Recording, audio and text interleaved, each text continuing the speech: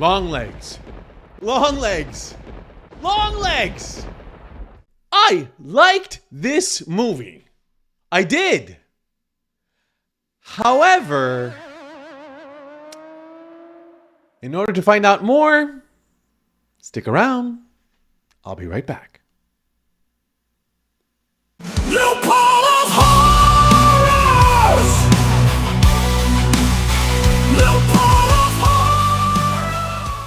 Welcome back, guys, to Little Paul of Horrors. I am Little Paul. This is Little Paul of Horrors, and thank you so very much for visiting my channel. I would like to say thank you for the subscribers to my channel. Thank you for the individuals who watched and are visiting my channel right now. And thank you so very much for my previous video that I left on, that I recorded for and posted on about Maxine, my personal commentary and review on the movie Maxine. Thank you so very much for your views. Thank you so very much for your commentary. I appreciated it very much and still do to this day, right now, as I'm talking to you.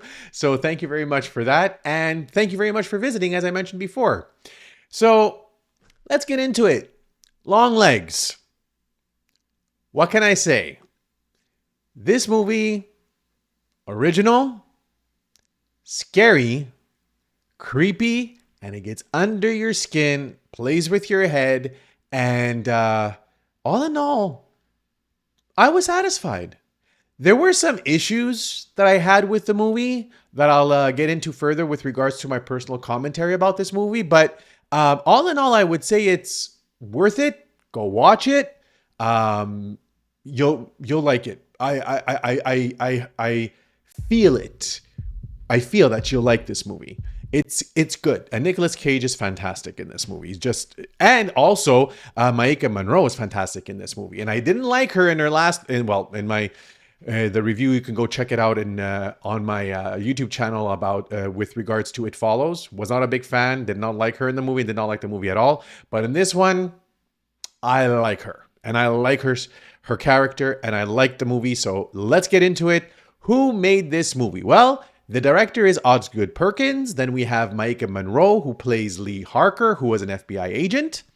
Then we have Nicolas Cage as LongLegs himself. Blair Underwood as Agent Carter, who is Maika's, who plays Maika's boss, or Lee Harker's boss in the FBI. And shout out to Blair Underwood. The man, look at this picture. Look at this picture. The man is 59 years old.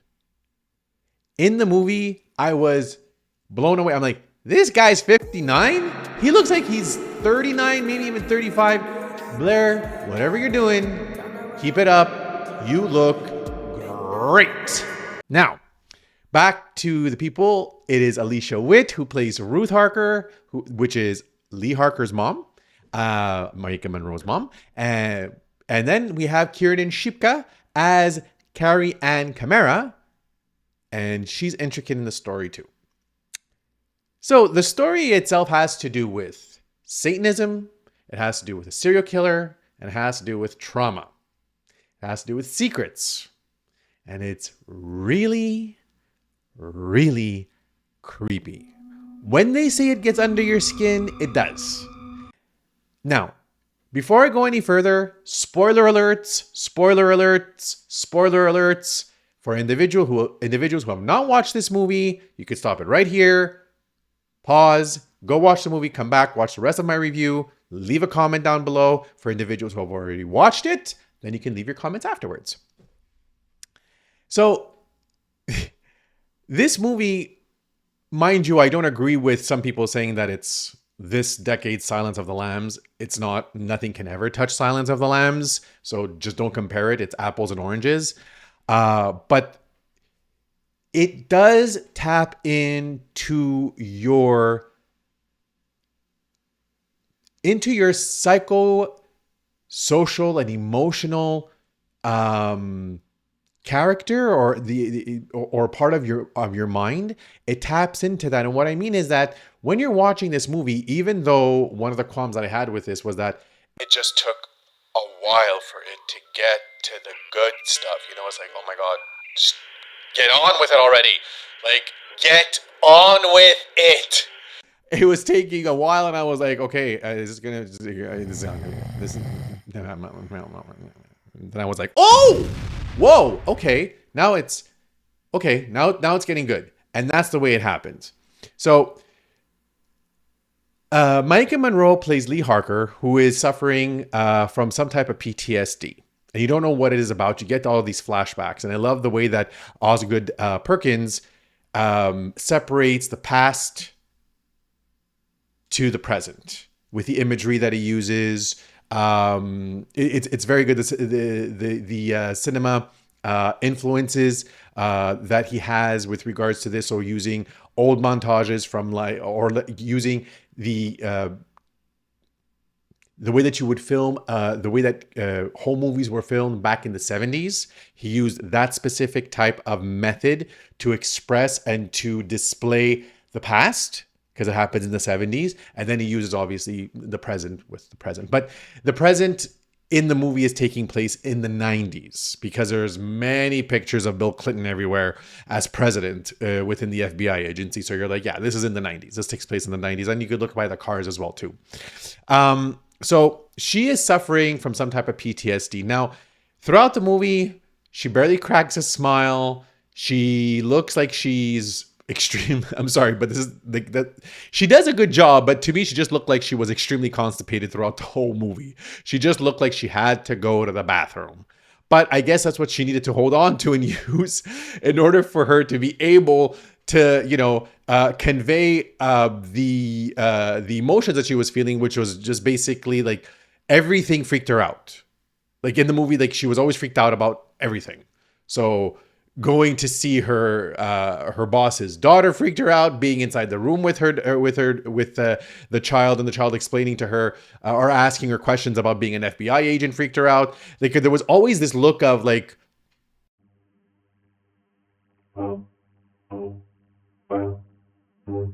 it was just basically one emotion throughout the majority of the movie. I had a little bit of an issue with that, because I'm like, show a little bit more emotion. Like, I understand, like, we're human beings. We can display more and convey more emotions. It's not just one, but I get it. She went through some traumatic experience that you get to find out later on in the movie.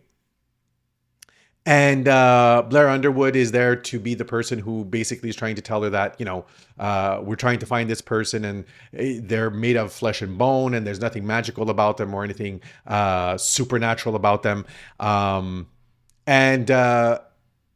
Maika basically just is being stalked or being focused on by LongLegs, by Nicolas Cage.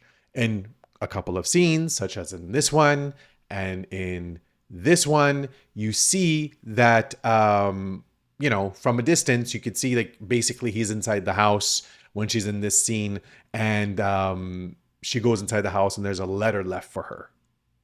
I won't go too much into detail about that.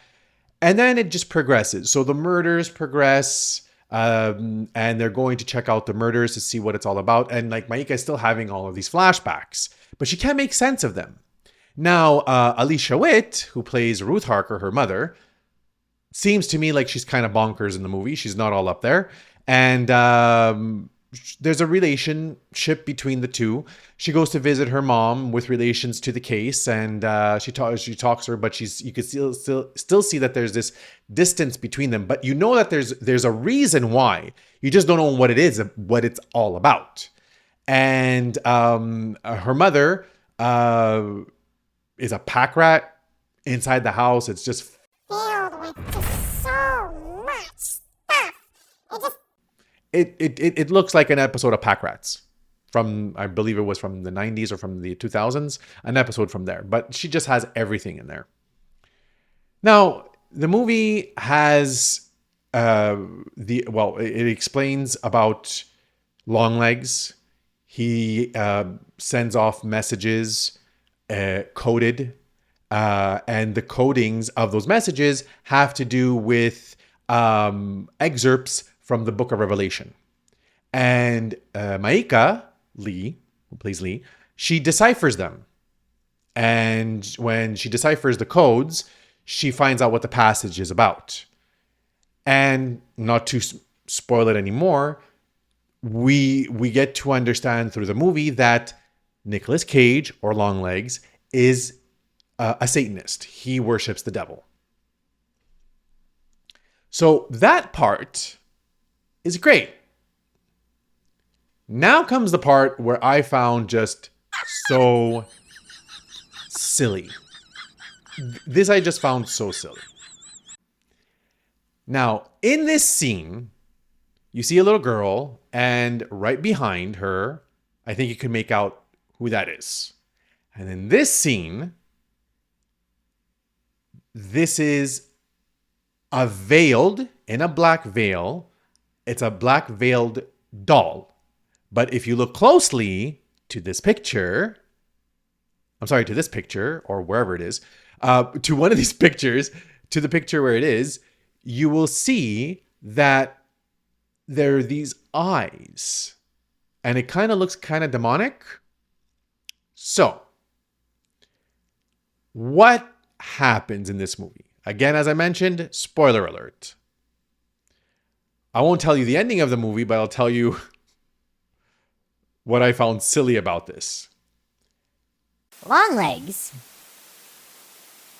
is able, through some type of satanic ritual, create these dolls and transfer evil into these dolls via a metallic orb that is put into the head of the doll.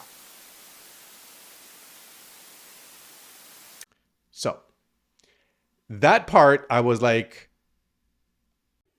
Excuse me. What? I found that to be silly. It is inventive. It's creative. Okay, I'll give it that. But it's silly. I would have thought it would have been much more, in your face and visceral. Mind you, it doesn't have to be. Again, this is my personal commentary, my opinion. I just found that transferring evil into a doll because you're a Satanist in order to wreak havoc to help with your murders, I didn't really buy that. I didn't. Because it does play along, or it does influence the movie and obviously the outcome of the movie. And I don't want to spoil that for you at all. I don't want to say it because it is a surprise. But, which I enjoyed. So, it was mixed with, oh wow! With, oh okay. Well, whatever. It's okay. It's fine. I guess I can suspend disbelief for that because the majority of the movie is, a majority of the movie I would say is interesting. It keeps you captivated. It keeps you, very much involved in wanting to know what's going to occur and what's the ending of the movie and what the whole purpose of the movie is. It takes a long time to get there though. But then it gets there and then it starts throwing all of this information at you. And then you start to try put the pieces of the puzzle together. And then more information is given to you. And then the ending is like a kablooey. It just goes kabam. And you're like, whoa, that I wasn't expecting. But just between you and I, the ending is still Kind of silly. So the movie is scary, is creepy. It's not Silence of the Lambs.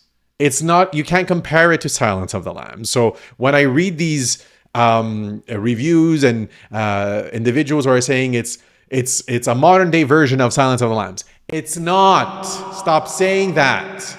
Don't say stuff like that. Silence of the Lambs is a classic that stands on its own. And to be quite honest with you, Clarice Starling, is a character that displays many emotions instead of just one and then towards the end, 2 or 3 more, There's an array of emotions playing there with Clarice. With Lee, there's about 2 or 3. And Nicolas Cage is not Anthony Hopkins. He's not a Hannibal Lecter. LongLegs is not Hannibal Lecter at all. Another issue that I had with this movie, aside from the fact that it said it's the horror movie or the scariest movie of the decade, it ain't. I've seen scarier, much scarier than that. It ain't. Watch The Descent, okay? Then come back to me. Now, another issue that I had was the makeup that they used on Nicolas Cage. In this shot here, in this shot here, and then when you watch the movie, it looks bad. Now, I'm not sure if that's if that is what their intention was, but he looks like he's straight out of the Muppets from, the actual TV show or from one of the movies that was made back in the 80s. I'm like, it doesn't look real. It looks pretty, awful is the word I could say. I was looking at him throughout the movie when you would see his actual face, and I'm like, that's not a good makeup job. Like, are they doing that on purpose? Because he looks like he's bloated or he's having some type of an allergic reaction to maybe a food or something. But he doesn't look, it just looks like they purposefully put on that makeup on him and they didn't try to make it look realistic. That was my personal, again, my own personal viewpoint on the makeup that they used. I just found it to be ridiculous. Just like sometimes, that saying is a little bit is just enough. They just went overboard with that. I wasn't a big fan of that. So, the dolls and the makeup and the orbs, the metallic orbs, I just found that to be, awful in one sense for the makeup and silly with regards to the explanation of how he was transferring this evil. But then if you watch the movie, you're like, okay, it kind of makes sense. You still like, wow, I can't believe this happened. But then you're still like, it's kind of silly. So I was like, yes, it stands. Like LongLegs can stand on its legs. It can stand on its own 2 feet. But, and that's the but. But, sorry for saying that twice.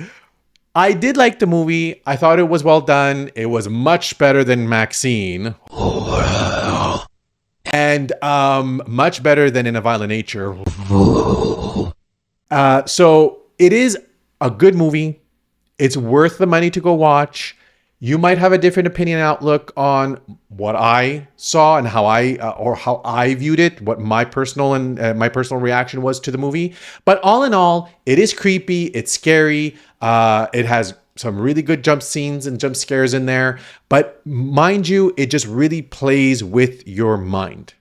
It does. And it really, one review said that it really gets under your skin. It does. I'm still feeling it today. And oof, yeah, you just think about it, it's like, stuff like that have to do with Satanism, like that stuff. Sorry, almost sweared.